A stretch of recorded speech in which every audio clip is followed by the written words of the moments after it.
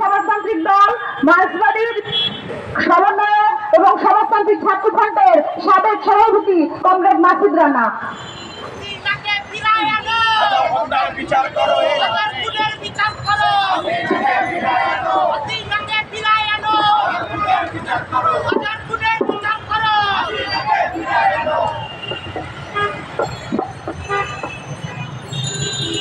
সমাজতান্ত্রিক ছাত্র ফ্রন্টের ৪১তম প্রতিষ্ঠা বার্ষিকীতে সমাজতান্ত্রিক ছাত্র ফ্রন্টের আজকের এই সভার সভাপতি, এখানে যারা আলোচনা শুনছেন, ঢাকা বিশ্ববিদ্যালয়ের পরিবারের শিক্ষক, কর্মকর্তা, কর্মচারী সহ সবাইকে আমাদের দল বাসদ মার্ক্সবাদীর পক্ষ থেকে সংগ্রামী শুভেচ্ছা জানাচ্ছি।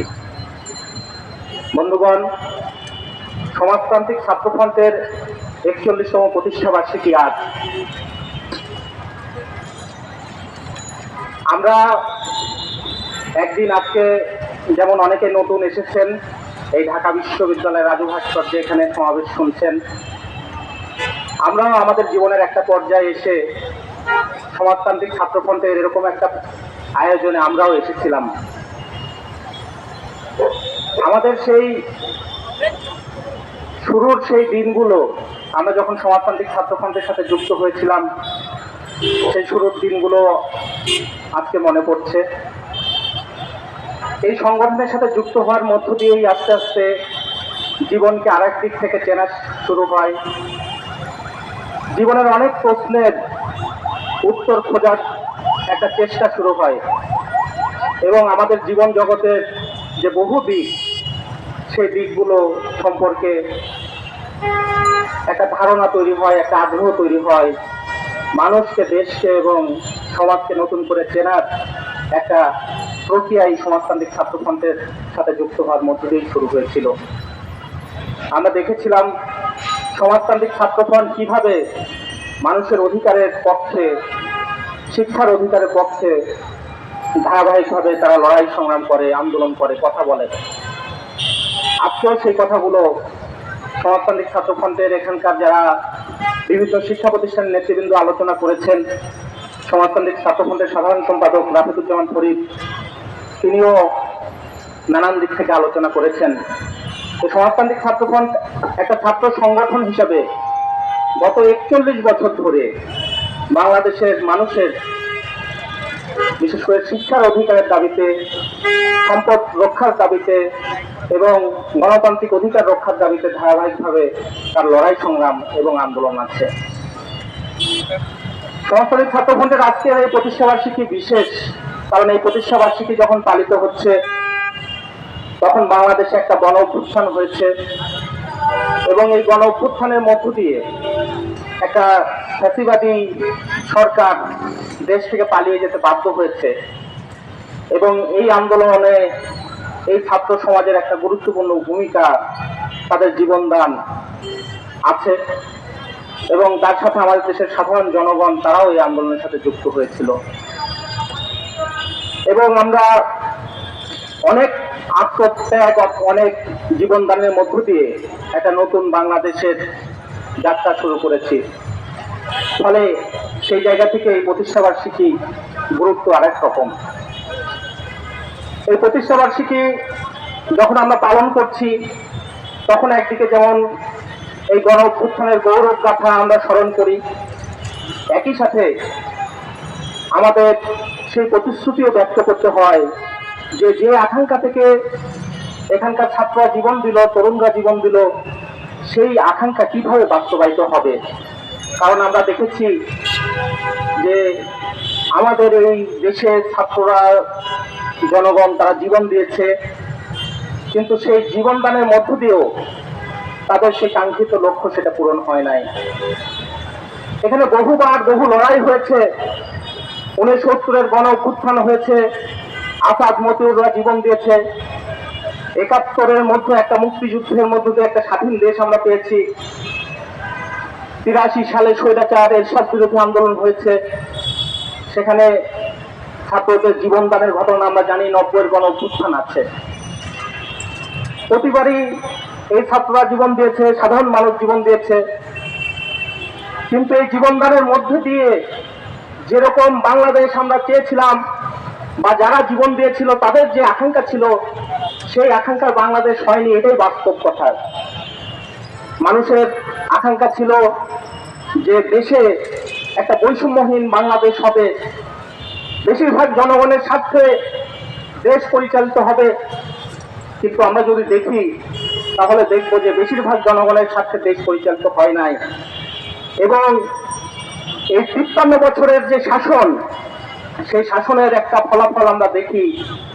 এবং সেখানে এই গত ১৫ বছরের যে একটা ফ্যাসিবাদী শাসন, যার চূড়ান্ত রূপ হিসেবে এত এত মানুষের জীবন দিতে হলো, সেই চিত্রটাও আমরা দেখেছি। ফলে স্বাভাবিকভাবে এই কথা এসেছে যে এই জীবনদান, এই আত্মত্যাগ, সেটা কাঙ্ক্ষিত লক্ষ্যে পৌঁছাতে পারবে কিনা। ছাত্রদের যে আন্দোলন, সেখানে আমরা দেখেছি ছাত্রদের কথার মধ্যে এই কথাটা এসেছে যে ফ্যাসিবাদের বিলোপ হয় নাই। ফলে সেই দিকটা আলোকপাত করা আমাদের খুব জরুরি। আমরা এই অভ্যুত্থানে ছাত্ররা লড়াই করলো, জীবন দিল, কিন্তু আমরা দেখেছিলাম এই যে তরুণরা, যুবকরা লড়াই করেছে, জীবন দিয়েছে, তাদের মধ্যেই একটা এরকম একটা আওয়াজ উঠেছিল যে রাজনীতিকে তারা রাজনীতির ব্যাপারে তাদের একটা নেগেটিভ মনন সেটা তৈরি হয়েছিল। ফেসবুকে আমরা দেখতাম অনেক যুবক তরুণরা লিখতো আই হেট পলিটিক্স। কিন্তু আই হেট পলিটিক্স এটা তো আমাদেরকে মুক্তি দিতে পারে নাই। এই আন্দোলনে একজন শিক্ষার্থী লিখেছিলেন যে আমরা আই হেট পলিটিক্স বলেছি, দেশ নিয়ে মানুষ নিয়ে ভাবি নাই। ফলে আমাদের নিজেদেরকেও সেদিকে তাকাতে হবে যে আমরা যে আই হেট পলিটিক্স এর কথা বললাম, সেই আই হেট পলিটিক্স এর কথা বলতে বলতেই তো দেশ এরকম একটা জায়গায় গিয়ে দাঁড়িয়েছে। ফলে রাজনীতি মানে তো দেশ নিয়ে মানুষ নিয়ে ভাবা, সমাজ নিয়ে ভাবা, সেই কথাটাকে আমরা যেন ভুলে না যাই। এই অভ্যুত্থানে এই কথা উচ্চারিত হয়েছিল। ফলে আমাদের আজকের যে সময়, সেই সময়ে এই যুবক তরুণরা যারা গুলির সামনে দাঁড়িয়েছে, মৃত্যু হবে জেনেও রাস্তায় বের হয়েছে, বন্ধুকে বাঁচাতে গিয়ে নিজে রক্তাক্ত হয়েছে, আহত হয়েছে, নিহত হয়েছে, এটাই ছিল যেখানে দেশের প্রতিদিনের চিত্র। এরকম ভাবে যারা জীবন বাজি দিয়ে লড়াই করেছে, সেই যুবক তরুণদের কাছে আমাদের প্রত্যাশা অনেক। বাংলাদেশের মানুষের অকুণ্ঠ সমর্থন, ভালোবাসা এই ছাত্র সমাজ পেয়েছে লড়াইয়ের মধ্য দিয়ে। সেই যুবক তরুণদের কাছে আমরা আহ্বান জানাই যে যার জন্য এত লড়াই হলো, যে আত্মত্যাগের মধ্য দিয়ে এত লড়াই জীবনদান হলো, সেই লড়াইকে আমরা কি কাঙ্ক্ষিত লক্ষ্যের দিকে নিয়ে যেতে পারবো? এই অভ্যুত্থান আবার কি পথ হারাবে না? যদি পথ না হারাতে হয় তাহলে তার জন্য আমাদের কি করা উচিত? এই প্রশ্ন এবং সেই চেতনায় যদি আমরা লড়াই করে না তুলতে পারি, তাহলে আবার আমাদের পথ আমরা হারাবো। ফলে আমরা যুবক তরুণদের কাছে, এখানে যারা আছেন তাদের কাছে আমাদের সেই প্রত্যাশার কাছে কথা রাখতে চাই, যে প্রত্যাশা লক্ষ লক্ষ মানুষই রেখেছে, যে আপনাদের অনেক দায়িত্ব, অনেক কর্তব্য, সমাজে অনেক অন্যায়, অনেক অত্যাচার মানুষের উপর প্রতিদিনই হচ্ছে। তাহলে অভ্যুত্থানে আপনারা যেমন ভাবে বুক চিতিয়ে দাঁড়িয়েছিলেন অন্যায়ের বিরুদ্ধে, তেমনি করে সমাজের যে অন্যায়, জুলুম, অত্যাচার হয়, তার বিরুদ্ধে আপনি রুখে দাঁড়াবেন তো? সেই কথা আমাদের দেশের লক্ষ লক্ষ মানুষরা আপনাদের দিকে তাকিয়ে বলছে। সেই কথাই আমি বলতে চাই, যে কথা রবীন্দ্রনাথ বলেছিলেন যে প্রাণ দ্বারায় প্রাণের সঞ্চার হয়, আগুন দ্বারায় আগুন জ্বলে ওঠে, তেমনি আপনাদের লড়াইয়ের স্পর্শে, মনুষ্যত্বের স্পর্শে লক্ষ কোটি মানুষকে জাগাতে হবে। সেই জাগানো ছাড়া মানুষের মুক্তির আর কোনো পথ নেই। মানুষের মুক্তির যে আকাঙ্ক্ষা, সেটা বারে বারেই নষ্ট হয়েছে। বন্ধুগণ, অভ্যুত্থান হয়েছে, কিন্তু আমরা দেখছি অভ্যুত্থান হয়েছিল যে হাসিনা সরকারের বিরুদ্ধে। সেই হাসিনা যে অর্থনীতি রেখে গিয়েছিলেন, সেই অর্থনীতি এখনো বহাল তবিয়তে আছে। তাহলে হাসিনা পালিয়েছে, কিন্তু তার অর্থনীতি বহাল তবিয়তে আছে। যার কারণে আমরা দেখছি জিনিসপত্রের দাম বৃদ্ধি করা হচ্ছে, যার কারণে আমরা দেখছি শতাধিক পণ্যে ভ্যাট আরোপ করা হচ্ছে, যার কারণে আমরা দেখছি যে এখানে ব্যাংকগুলোকে বাঁচানোর জন্য 22 কোটি টাকা ছাপানো হচ্ছে। অথচ আমাদের দেশের গরিব মানুষরা কিভাবে তারা রক্ষা পাবে তার জন্য সরকারের কোন ধরনের উদ্যোগ নেই, বরং তারা বলছে যে এই ভ্যাট বাড়ানোর মধ্য দিয়ে মানুষের নাকি কোনো ধরনের সংকট হবে না। তো এই যে দেখেন, ব্যবসায়ীদের বাঁচানোর জন্য সরকারের চেষ্টা উদ্যোগ, অথচ মানুষকে বাঁচাতে হবে তার জন্য সেই উদ্যোগ নেই। এই অর্থনীতি তো শেখ হাসিনা সরকারের সময় ছিল। ফ্যাসিবাদ ফ্যাসিবাদ আমরা বলছি, সেই ফ্যাসিবাদ শেখ হাসিনা কেন কায়েম করেছিল এ কথা কি আমরা ভাববো না? ফ্যাসিবাদ তো শেখ হাসিনাকে কায়েম করতে হয়েছিল এই কারণেই যে বাংলাদেশের যারা বৃহৎ পুঁজিপতি, সেই বৃহৎ পুঁজিপতিদের অবাধ মুনাফা ও লাভের সুযোগ পরিবেশ যেন দেশে তৈরি করে দেওয়া যায়, এই জন্যই তো তারা ফ্যাসিবাদ কায়েম করেছিল। যেন মানুষের গণতান্ত্রিক অধিকার, যেন মত প্রকাশের অধিকার না থাকে, এই পরিবেশ তারা চেয়েছিল এই কারণেই। কারণ এই পরিবেশ থাকলে মানুষ প্রশ্ন করবে, এই প্রশ্ন করার অধিকার, প্রতিবাদ করার অধিকার কেড়ে নেওয়ার জন্য তো তাদেরকে ফ্যাসিবাদ কায়েম করতে হয়েছিল। ফলে আমরা বলি ফ্যাসিবাদ পুরো দল আনে না, ফ্যাসিবাদ আনে একটা ব্যবস্থা। ফলে সেই ব্যবস্থা যদি থাকে, অর্থাৎ বৃহৎ পুঁজিপতিদের স্বার্থ রক্ষা করার যদি ব্যবস্থা থাকে, তাহলে যেই ক্ষমতায় থাকুক না কেন তাকে ফ্যাসিবাদ কায়েম করতে হবে। এটা একটা অনিবার্য নিয়ম, এই নিয়ম থেকে কেউ বাঁচতে পারবে না। ফলে ইউনিট সরকার যদি এখানে বৃহৎ ব্যবসায়ীদেরকে স্বার্থ রক্ষা করতে যায়, তাহলে তাদেরকে ফ্যাসিবাদ কায়েম করতে হবে। গত 53 বছরে বাংলাদেশে এই বৃহৎ ব্যবসায়ীদের স্বার্থে দেশ পরিচালিত হয়েছে বলে যারা এই ক্ষমতায় আছে তাদেরকে এই ফ্যাসিবাদ কায়েম করতে হয়েছে, এ কথা আমরা যেন ভুলে না যাই। বন্ধুগণ, এই কারণেই মানুষের শিক্ষার অধিকার কেড়ে নিতে হয়েছে। শিক্ষার অধিকার কেড়ে নেওয়ার জন্য এটাই তাদের প্রয়োজন ছিল। কারণ শিক্ষা মানুষের মধ্যে যে সত্যানুসন্ধানী মন তৈরি করে, এই মন ধ্বংস করে দাও, চরিত্র ধ্বংস করে দাও, যুবককে নষ্ট করে দাও, এটাই ছিল সমস্ত শাসক গোষ্ঠীর চাওয়া। এই কারণে আপনারা দেখবেন 1972 সালে যে প্রথম বাজেট হয়েছিল 712 কোটি টাকার বাজেট, আর এখন বাংলাদেশে বাজেট হয় প্রায় 7 লক্ষ কোটি টাকার বাজেট, কিন্তু বাজেটে শিক্ষা খাতে বরাদ্দ করে না। জিডিপির 6% বরাদ্দ করার কথা ছিল, অথচ জিডিপির 2% পর্যন্ত শিক্ষা খাতে বরাদ্দ করা হয় না।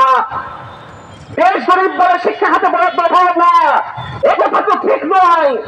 দেশ যদি গরিব হতো তাহলে বাংলাদেশে এই যে 21টা পরিবার যাদের সম্পদের পরিমাণ 5,000 কোটি টাকারও বেশি, সেই সম্পদের পরিমাণের মানুষ কিভাবে তৈরি হলো? পাকিস্তানের 22 পরিবারের বিরুদ্ধে বাংলাদেশের জনগণ লড়াই করেছিল, আর এখন 21টা পরিবার তৈরি হয়েছে যারা 5,000 কোটি টাকার সম্পদের বেশি মালিক, এবং দেশের টাকা বিদেশে লুটপাট হয়, দেশের টাকা বিদেশে পাচার হয়। ফলে দেশ গরিব বলে শিক্ষার সুযোগ নয়, কথা ঠিক নয়। দেশ গরিব বলে মানুষ চিকিৎসার সুযোগ পায় না, কথা ঠিক না। বরং বাংলাদেশে একটা অর্থনৈতিক নিয়ম চলে, যে নিয়মের কারণে বেশিরভাগ মানুষকে তার অধিকার থেকে বঞ্চিত করতে হয়, আর অল্প কিছু মানুষের স্বার্থে, বৃহৎ ব্যবসায়ীদের স্বার্থে, পুঁজিপতিদের স্বার্থে, লুটেরাদের স্বার্থে এখানকার সমস্ত নিয়ম কানুন হয়। এ কথা আমাদের বন্ধুরা যদি না ভাবে তাহলে আমরা হয়তো জীবন দেব। আত্মত্যাগ তো বাংলাদেশের যুবক তো আমরা বহুবারই দিয়েছে, কিন্তু কেন মুক্তি হলো না সেই কথা আজকে সেই প্রশ্ন আমাদের তুলতেই হবে। সেই মুক্তি হলো না এই কারণে এই অর্থনৈতিক ব্যবস্থা, এই ব্যবস্থায় ফ্যাসিবাদ কায়েম করেছিল, এ কথা আমাদেরকে ভাবতেই হবে। বন্ধুগণ, আমরা আজকে দেখছি আর একটা কথা হচ্ছে, এটুকুলো বিস্তারিত আলোচনা যাবে না। সংবিধানকে যদি শুধুমাত্র ফ্যাসিবাদ হাতিয়ার হিসেবে ভাবেন এবং 72-এর সংবিধানকে যদি ভাবেন, তাহলে আমরা বলতে চাই যে 72-এর সংবিধান দিয়েই এখানকার পুঁজিপতিরা তারা ফ্যাসিবাদ কায়েম করতে পারে নাই। 72 সালে সংবিধান প্রণয়ন করার পর 74 সালে মাত্র 2-3 বছরে সংবিধানের 4টা সংশোধনী তাদেরকে করতে হয়েছে, এবং একদলীয় বাকশাল তাদেরকে কায়েম করতে হয়েছে, এবং গত 17 ৫৩ বছরে সংবিধানের ১৭টা সংশোধনী করতে হয়েছে শুধুমাত্র তত্ত্বাবধায়ক সরকার ব্যবস্থা ছাড়া। প্রত্যেকটা সংশোধনী শাসক গোষ্ঠী তার প্রতিবাদী শাসন ব্যবস্থা কায়েম করার জন্য সংবিধান সংশোধন করেছে। ফলে শুধুমাত্র সংবিধানের জন্য যদি সংকটের সমাধান ভাবেন তাহলে সমাধান হবে না। আর মুজিববাদী সংবিধান বললেই এটা হয় না, কারণ আপনারা জানেন এটা কোনোটাই মুজিবের সৃষ্টি নয়। ৮৪ বিপ্লব, সেই বিপ্লবের মধ্য দিয়ে যে গণতান্ত্রিক আকাঙ্ক্ষাগুলো রচিত হয়েছিল, সাম্য, মৈত্রী, স্বাধীনতা, গণতান্ত্রিক অধিকার এবং সব মানুষের সাম্যের অধিকার, সেই অধিকারের চেতনাগুলোই এখানে যে কোনো বুর্জোয়া গণতান্ত্রিক দেশগুলো তারা নিতে বাধ্য হয়েছিল। লড়াইয়ের মধ্য দিয়ে সেই চেতনাগুলো এসেছিল। ফলে এই কথা বলার মধ্য দিয়ে যদি আপনারা সংকটের সমাধান খুঁজতে যান, সংকটের সমাধান হবে না। ফলে খুঁজতে হবে কোন সেই ব্যবস্থা, কোন সেই নিয়ম যার কারণে বাংলাদেশের মানুষের এই সংকট হলো এবং এই সংকটের সমাধান হলো না। এটা এই যুবক তরুণরাই ভাবতে হবে। এই যুবক তরুণরাই